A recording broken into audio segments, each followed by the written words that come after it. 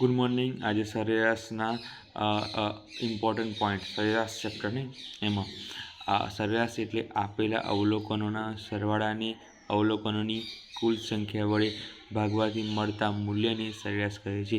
સરેરાશ એટલે શું? જે અવલોકનો આપેલા હોય એ અવલોકનોનો સરવાળો કરવાનો ભાગ્યા અવલોકનોની કુલ સંખ્યા. સરેરાશને સામાન્ય રીતે મધ્યક પણ કહેવામાં આવે છે.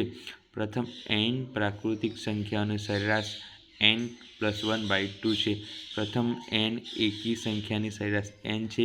પ્રથમ n બેકી સંખ્યાની સરેરાશ n+1 છે. પ્રથમ n બેકી પ્રાકૃતિક સંખ્યાના વર્ગોની સરેરાશ જો n+1 કૌંસમાં 2n+1/6. પ્રથમ n પ્રાકૃતિક સંખ્યાના ગણની સરેરાશ n કૌંસમાં n+1/4. જો આપેલી સંખ્યા કોઈ શ્રેણીમાં હોય તો તથા ક્રમિક બે પદો વચ્ચે તફાવત સામાન્ય હોય તો સમગ્ર શ્રેણીની સરેરાશ પ્રથમ સંખ્યા પ્લસ અંતિમ સંખ્યા ભાગ્યા 2